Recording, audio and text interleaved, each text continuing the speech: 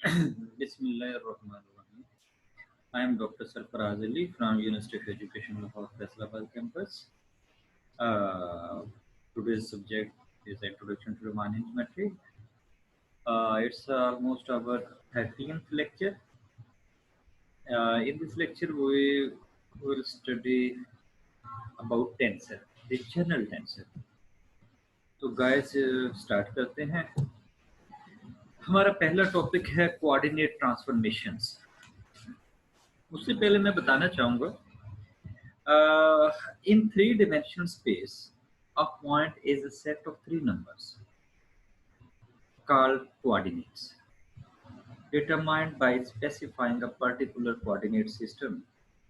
For example, जैसे हम known हैं x, y, z से r, theta, z हमारे पास cylindrical coordinates हैं या r, theta, phi हमारे पास spherical coordinates हैं. तो हमारे पास रेक्टेंगुलर कोऑर्डिनेट है एक्स वाई जी और सिलेंड्रिकल में था r theta z and spherical में था आर थीटा फाई. तो ये हम सारे कोऑर्डिनेट्स अगर हम कह देते हैं किसी पर्टिकुलर एक पॉइंट के हैं तो उस पॉइंट के अगेंस्ट अगर हम कोई एन डायमेंशनल स्पेस जनरेट करना चाहें तो क्या कहेंगे? A point in n dimensional space is a set of n numbers denoted by, हम कहेंगे x1, x2, x3 up to xn. और इन जनरल अगर हम कहना चाहें in general tensor it is more convenient to write the coordinate x1 2 3 n mean अगर हम उन्हें सबस्क्रिप्ट की बजाय सुपरस्क्रिप्ट की फॉर्म में लिख दें मीन उसके हेड पे लिख दें तो फिर हम कहते हैं वो ज़्यादा बेहतर रहेगा या कन्वीनियंट रहता है. अब ये जो आपके सामने एक डायग्राम बनाई हुई है आपके पास दो कोऑर्डिनेट सिस्टम है. हमने एक्चुअली करनी है कोऑर्डिनेट ट्रांसफॉर्मेशन. तो मैं ये कहना चाहूँगा फॉर एग्जांपल हमारे पास एक कोऑर्डिनेट सिस्टम है. फॉर एग्जांपल मैं ये कह रहा हूँ यहाँ पे O है ओरिजिन. तो ये x1, ये लाइन x2 और ये जो लाइन है ये x3. तो ये जो तीन लाइंस हैं इनको हमने कह दिया कोई एक कोऑर्डिनेट सिस्टम है. Let it is called O x1 x2 x3.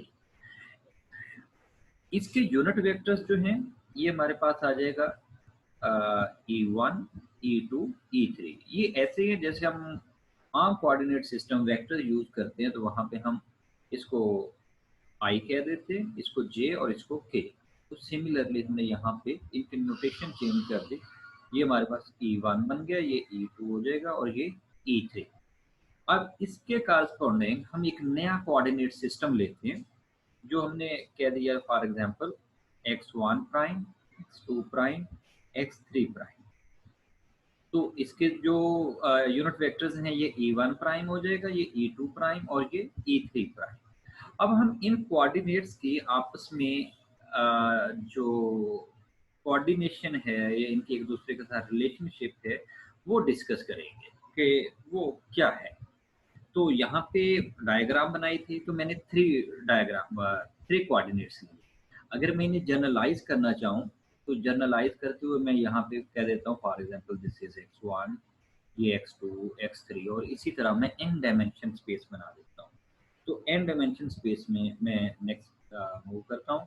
तो यहाँ पे लेट मैं कह देता हूँ हमारे पास एक कोऑर्डिनेट सिस्टम x है जिसमें x1 x2 x3 up to xn coordinates हैं और दूसरा उसके अगेंस्ट एक कोऑर्डिनेट सिस्टम है जिसमें x1 bar x2 bar x3 bar up to xn bar coordinates हैं. अब इन दोनों कोऑर्डिनेट्स का आपस में रिलेशन क्या है हम कह देते हैं फॉर एग्जांपल ये जो कोऑर्डिनेट x1 है ये x1 जो है ये फंक्शन है इन सब कोऑर्डिनेट्स का. मीन हमारे पास जो दूसरा कोऑर्डिनेट सिस्टम था इस x1 का रिलेशन इसकी फॉर्म में सर्टेन फॉर्म में आ जाता है. तो हम कह देते हैं x1 bar is equal to x1 is a function of x1 bar is a function of x1 x2 up to xn. और सेम इसी तरह ये जो सेकंड कोऑर्डिनेट है x2 इसकी बाकियों के साथ क्या रिलेशनशिप बनती है x2 bar is a function of x1 x2 x3 n. और इसी तरह हमारे पास जो nth कोऑर्डिनेट हम लेते हैं xn bar is equal to xn is a function of x1 x2 x3 up to xn. मैं बैक आपको उसी डायग्राम से समझाने की कोशिश करता हूँ. हम कहना ये चाह रहे हैं फॉर एग्जांपल हमने ये कोऑर्डिनेट सिस्टम लिया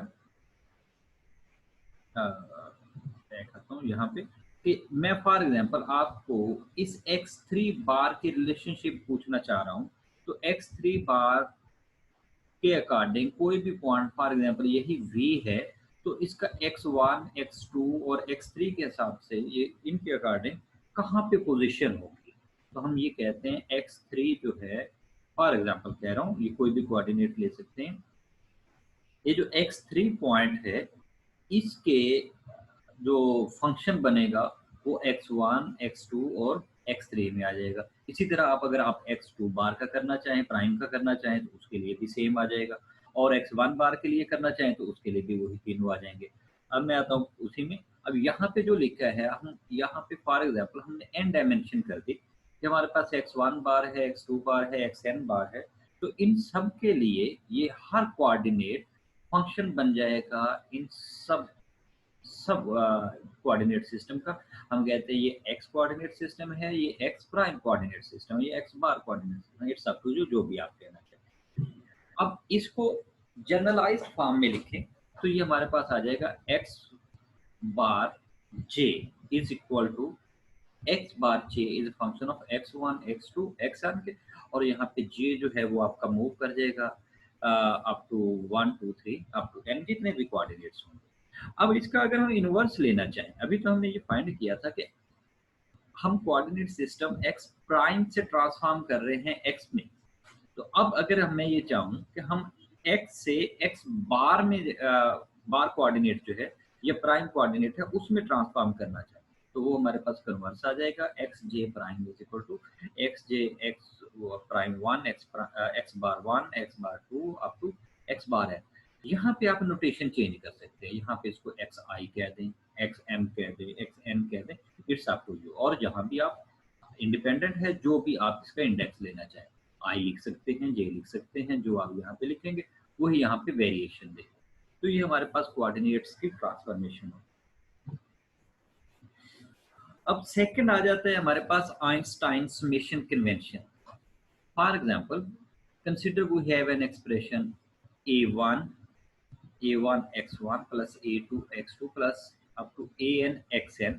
हमारे पास एक कोऑर्डिनेट सिस्टम ये एक एक्सप्रेशन दिया है, हम इसको समेशन फॉर्म में लिखते हैं जैसे हम स्टैटिस्टिक्स में पढ़ते हैं या किसी भी और सब्जेक्ट में होगा, तो वहाँ पे हम लिखते हैं summation j is equal to n। यहाँ पे j आपने अपनी मर्जी से लिखा है, अब j की जगह पे i लिख सकते हैं, k लिख सकते हैं, तो यहाँ पे पहले में हमने j यूज किया था तो यहाँ पे j यूज कर दिया, j is equal to 1 to n a j x j. तो ये हमने सम को इस उस फॉर्म में लिख दिया, ये एक्सपेंडेड फॉर्म थी, ये इसके हमने कंप्रेस्ड फॉर्म लिख दी। अब इसी को if we omit the summation notation and use j is equal to 1 to 3 up to n and aj xj, तो फिर इस नोटेशन को हम कह देते हैं आइंस्टाइन समेशन। तो इन फ्यूचर हम जहाँ भी यूज करेंगे हम ये वाले टर्म यूज करेंगे फॉर सम। तो हम समेशन के लिए जहाँ भी ये समेशन लिख रहे ये टर्म लिख रहे होंगे तो हम इसको आइंस्टाइन सम कह रहे होंगे, हम इसको ये जो समेशन लिखते हैं हम डिफरेंशिएट कर देंगे। ये टर्म लिखने का मतलब होगा कि हम टेंसर एनालिसिस पढ़ रहे हैं, ये टेंसर नोटेशन है, या हम ये कह लें ये आइंस्टाइन समेशन कन्वेंशन है।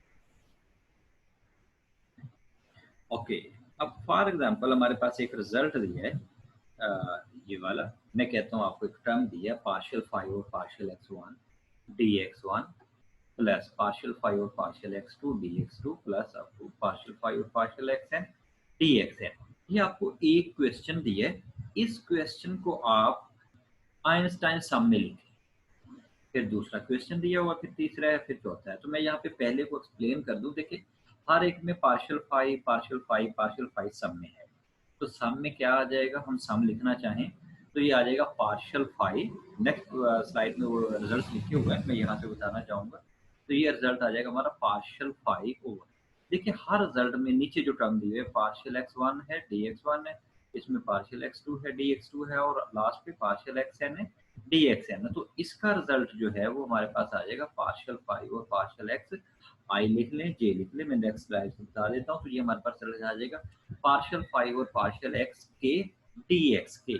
तो यहाँ पे देखिएगा आपके पास ये जो है आपने नोटेशन में k लिख लिया, अब और k की वेरिएशन क्या होगी 1 to n। ओके, तो अब सेकंड में आ जाते हैं। सेकंड क्वेश्चन में क्या दिया है जी?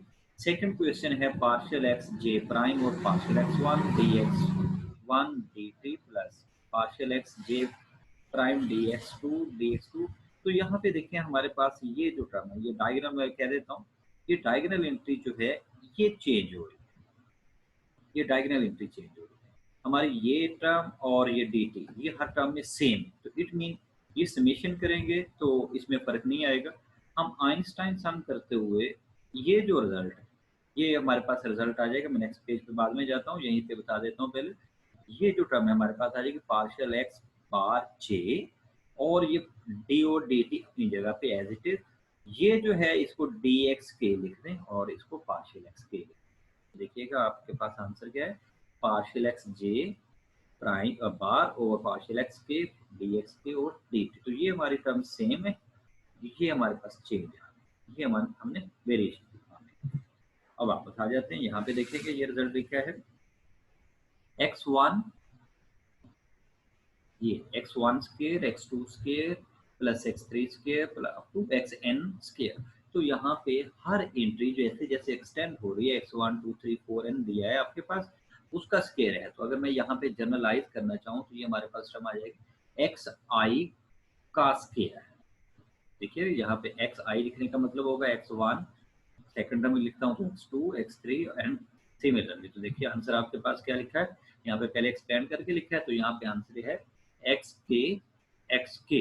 तो यहाँ पे आप एक्सपेंड करके लिख दें, स्क्वायर में लिखना चाहें तो वो भी ऑप्शन है। और ये जो फोर्थ है यहाँ पे ये g11 dx1 square g22 dx2 square plus g33 dx3 square. तो यहाँ पे देखिए पहली टर्म में अगर मैं यहाँ पे आई लिख देता हूँ तो ये भी आई हो जाएगा, उसका स्क्वायर ये 2 सेम है तो dx2 रह जाएगा, यहाँ पे स्क्वायर आ जाएगा। तो ये अगर हमारे पास जो रिजल्ट बनेगा जी के dx के स्क्वायर और के हमारा 1 2 3 जितने भी वेरिएशन दी होगी, यहाँ पे वेरिएशन 3 तक थी, तो हमने वो ये जो वेरिएशन 3 थी वो 3 वेरिएशंस के अकॉर्डिंग के को वेरिएशन, तो हमारे पास ये रिजल्ट्स आ गए। तो इसी का ये तो आपके लिए प्रैक्टिस क्वेश्चन है। Write down the expression a i j x i x j in expanded form for i j is equal to 1 2 3 up to n। तो इसके आपने रिजल्ट्स लिखने हैं, अगर आई और जे जो है उसकी एक्सटेंशन 1 से n तक हो, फिर बताएंगे रिजल्ट्स क्या। तो आपने ये सारे रिजल्ट्स लिखने हैं। सेकंड इसी में आपको प्रैक्टिस क्वेश्चन दिया है, write down the expression with summation convention. यहाँ पे ओपन फॉर्म में दिया हुआ है, इस ओपन फॉर्म को आपने एक्सपेंड करके लिखना। तो आई होप कि आपको इसकी समझ आई होगी। नेक्स्ट है तो दो डेफिनेशंस हैं, डमी इंडेक्स है और फ्री इंडेक्स है। जो टेंसर है, जो टेंसर क्वांटिटी है, ये जो क्वांटिटी है उसके ऊपर जो हम टर्म लिखते हैं उसको इंडेक्स कह देते हैं। ये सबस्क्रिप्ट की फॉर्म में भी लिखा जा सकता है, सुपरस्क्रिप्ट की फॉर्म में भी लिखा जा सकता है। तो एज ए डेफिनेशन अगर आपको पेपर में पूछी जाए तो टर्म आएगी an index which is repeated और occur twice in an expression so that, जैसे हमारे पास टर्म दिया a j x j in summation convention applies is called dummy index. तो हमारे पास ये जो टर्म है, for example j is a dummy index, ये j है हमारे पास, ये डमी इंडेक्स है, ये एक ही टर्म में 2 दफा यूज हुआ, हम इसे डमी इंडेक्स कह देंगे। तो हम एज अ डेफिनेशन क्या है, an index which is repeated और अकर्स ट्वाइस। तो ये है मिनिमम 2 टाइम होना चाहिए, 3 टाइम आ जाए 4 टाइम आ जाए तो हम उसको डमी इंडेक्स ही कहेंगे। फ्री इंडेक्स क्या होगा, an index occurring only once in expression is called free index. तो यहाँ पे देखिएगा इस डेफिनेशन में ये आपको टर्म लिख दिया a i j x j is equal to sum d i लिखना जरूरी नहीं था, बस वो पहली जो टर्म दी है ए आई जे एक्स जे, तो यहाँ पे आई जो है ये आपका फ्री इंडेक्स है और जे जो है ये डमी इंडेक्स है। जैसे अभी आपने पहले देखा, मैंने ये कहा था कि अगर ये रिपीट हो रहा होगा या 2 टाइम आ जाए या ट्वाइस आ जाए तो फिर हम इसको कहते हैं ये डमी इंडेक्स होगा। तो डमी यू नो बेटर कि डमी है, कोई नफा नुकसान नहीं है, ऐसे ही है। नेक्स्ट हमारे पास डेफिनेशन है the Kronecker delta, delta i j as definition क्या है, अगर हमारे पास ये जो इंडेक्स दिया है आई और जे, ये दोनों सेम हो, आई इज इक्वल टू जे हो तो आंसर 1 होगा, इक्वल ना हो तो फिर 0 हो।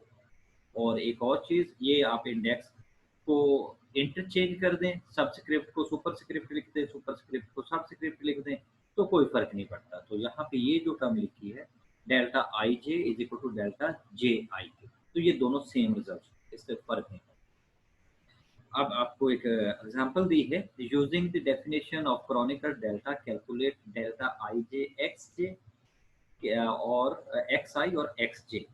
तो अभी हमने प्रीवियस में जब ट्रांसफॉर्मेशन कर रहे थे, आइंस्टाइन सम लिख रहे थे, तो वहां पे हमने ये एक रिजल्ट किया था। मैंने एक इस टाइप की आपको एग्जांपल भी दी है फॉर सोल्यूशन, तो वही एग्जांपल यहाँ पे रिपीट हो रही है। यहाँ पे देखें, आपके पास इस टाइम दोनों इंडेक्स जो है आई बी और जे बी, अगर इन दोनों की बात करें तो दोनों इंडेक्स जो हैं ये हमारे पास डमी इंडेक्स के तौर पे यूज होंगे। जब डमी इंडेक्स है तो फिर आप इंडिपेंडेंट है, आप अपनी मर्जी से किसी भी एक की वेरिएशन पहले कर दें, दूसरे को आप फिक्स कर दें। तो मैं यहाँ पे ये पहले में मैं आई को मूव कर देता हूँ, जे को आप वो कर देते हैं। अच्छा, इस क्वेश्चन में आपको आई और जे की वेरिएशन नहीं दी कहाँ तक है। अगर गिवन ना हो, स्पेसिफाइड ना हो, तो फिर हम इसकी वेरिएशन एन तक लेंगे।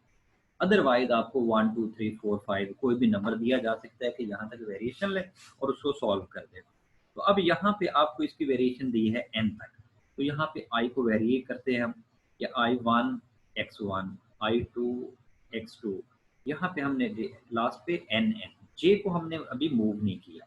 अब नेक्स्ट में हम इस जे को मूव करते हैं। तो अब यहाँ पे देखिएगा, अब जब हम यहाँ पे जे को मूव करेंगे, जे के लिए यहाँ पे 1 आ जाएगा, ये 1 आ जाएगा, फिर इसी के लिए सेकंड टर्म ये 2 आ जाएगी, ये 2 आ जाएगी, ये आपके पास पूरी टर्म एज इट इज रह जाएगी। फिर 3 आएगी, फिर ये भी 3 आ जाएगी, और यही टर्म एज लास्ट पे एन लिख देते हैं, तो ये डेल्टा 1 एन आ जाएगा, x1 आ जाएगा, तो ये एक्स एन आ जाएगा। तो यहाँ पे देखिएगा हमारे पास ये जो फर्स्ट टर्म बनी डेल्टा 1 1 x1 1 प्लस, और ये delta 1 2 x1 x2 plus up to delta 1 n x1 xn, ये टर्म आ गई। तो अब यहाँ पे दे सेकंड टर्म जो है उसको आप चेंज कर रहे हैं, ये आपका 2 फिक्स था, तो ये आपने 1 1 किया, ये 2 2 किया, और ये n n किया। और सिमिलरली लास्ट टर्म पे आ जाए तो ये n1 हो गया, x1 xn और a1 आ जाएगा। और ये अभी हमने डेफिनेशन की थी कि अगर डेल्टा जो है इसका इंडेक्स सेम होगा तो आंसर 1 होगा, अदरवाइज 0 होगा। तो यहाँ पे देखेंगे, यहाँ पे डेल्टा 1 1 है, दोनों इंडेक्स सेम है, इसका आंसर ये 1 आ गया। यहाँ पे ये 1 2 है तो इसका आंसर 0 आ गया। और यहाँ पे 1 n है, अब n हमारे पास स्पेसिफाइड नंबर है, फॉर एग्जाम्पल हमने 10 का हुआ है, 50 का हुआ है, 100 का हुआ है, तो ये अब नंबर है, तो हम ये कहाँ कहेंगे, यहाँ पे 1 है, यहाँ पे 100 है, तो ये आपके पास ये टर्म 0 हो गई। सेम इसी तरह ये 0 हो जाएगी, ये टर्म 1 आ जाएगी। तो इन जनरल अगर मैं कहूँ तो सारे डायगोनल एंट्रीज जो हैं वो 1 आ जाएंगी, बाकी सारे जीरोस आ जाएंगे। तो डायगोनल एंट्रीज से यहाँ पे हमारे पास क्या बचेगा, x1 1 x2 2 x3 3 और लास्ट पे बचेगा xnn। तो हम इन सारे टर्म्स को एक नया नाम दे देते हैं कि फॉर एग्जांपल ये हमारे पास टर्म जो है ये xii आ है। तो यहाँ पे मिस्टेकनली आई आई नीचे लिखा गया है, इसे ऊपर लिखना चाहिए, ये बुक मिस्टेक थी। तो ये आपके पास जैसे यहाँ पे लिखा हुआ था वैसे यहाँ पे सुपर स्क्रिप्ट में ये आई आई दोनों टर्म्स आई हैं। तो आपने क्रॉनिकल डेल्टा की डेफिनेशन को यूज करते हुए इसका रिजल्ट ओपन कर दिया, आपने इसे एक्सपेंड करके लिखा। तो यही एग्जाम्पल जो है ये आपको उसमें हेल्प दे देगी जो आपने पहले किया। अब नेक्स्ट थ्योरम है, show that if x1 x2 xn are n independent variables, then partial x1 partial xi और partial xj is equal to delta ij। हम कहना ये चाह रहे हैं कि जो डेल्टा आई जे है, जैसे इसका आंसर 1 और 0 पॉसिबल था, यहाँ भी अगर हमारे पास ऊपर नीचे वेरिएबल सेम, उसमें से दिए x1 2 3 n ये वेरिएबल्स दिए हैं, अगर हम इसका डेरिवेटिव लें, ये डेरिवेटिव अगर तो सेम टर्म से होगा तो आंसर 1 हो जाएगा। अगर हम डेरिवेटिव एक वेरिएबल का किसी और वेरिएबल से लें, फॉर एग्जाम्पल मैं कहूँ हम y का डेरिवेटिव x से लेते हैं, जबकि ये दोनों इंडिपेंडेंट वेरिएबल हों, तो आंसर 0 आ जाएगा। और अगर हम x का डेरिवेटिव x से ही लेंगे तो आंसर 1 आएगा। ये हमने प्रूव करना है। सो अब यहाँ पे हम कह देते हैं if i is equal to j। अगर हमारे पास इस टर्म में लेफ्ट साइड लेते हैं, अगर ये i और ये j इक्वल है तो फिर सिंपली हम इसको भी xi कह देते हैं, इसको भी xi कह देते हैं। तो इनका पार्शियल डेरिवेटिव लिया तो आंसर 1 आ गया। क्यों आ गया? हमने कह दिया xi इक्वल टू xj, तो सेम नंबर। अब अगर हम कहते हैं कि i और j इक्वल नहीं है, तो जैसे अभी बात कर रहा था कि ये टर्म हमारे पास, अगर फॉर एग्जांपल मैंने कहा ये x है और नीचे वाली टर्म y है, जैसे हम इनसे फेमिलियर हैं, तो यहाँ पे अगर मैं कहता हूँ ये सेम नहीं है, ये xi और xj डिफरेंट हैं, तो फिर हमारे पास इसका आंसर 0 आ जाएगा। क्यों? ये दोनों इंडिपेंडेंट वेरिएबल्स थे, तो इंडिपेंडेंट वेरिएबल्स का derivative with respect to each other 0 आता है। तो अब देखें, यही हम इसकी क्रोनिकल डेल्टा की डेफिनेशन लिख रहे थे कि डेल्टा आई और जे अगर सेम होगा तो आंसर 1 है, सेम इसी तरह डेरिवेटिव भी 1 होगा, और ये अगर आई और जे डिफरेंट हुआ तो डेरिवेटिव भी 0 होगा। तो हमारे पास ये क्रोनिकल डेल्टा जो है वो इक्वल टू आ जाता है पार्शियल डेरिवेटिव। नेक्स्ट डेफिनेशन है prove that partial x1 partial xj partial xj partial xk is equal to delta ik। हम ये प्रूव करना चाह रहे हैं कि ये जो चेन रूल अप्लाई होता है उसके रिस्पेक्टिव जो टर्म बचती है वो आंसर सेम देती है, वो क्रोनिकल डेल्टा बनाती है, और सेकंड पार्ट भी सेम इसी तरह है। हम प्रूव ये करते हैं the coordinates xi are the functions of coordinates xj bar which are in turn functions of coordinate xk then using chain rule। तो यहाँ पे देखिएगा वैसे नजर आ रहा है कि ये और ये टर्म अगर हम डायगोनली हम क्रॉस करते हैं तो हमारे पास टर्म बच जाएगी पार्शियल एक्स आई और पार्शियल एक्स के। तो ये अभी हम प्रूव करके आए हैं कि ये term is equal to delta i and k है, और यहाँ पे भी अगर हम करेंगे तो ये जे से जे हमारा कॉन्ट्रैक्ट हो जाएगा, तो ये टर्म डेल्टा आई के आएगा। नेक्स्ट स्लाइड में आप देख सकते हैं। तो I think it's enough for this lecture।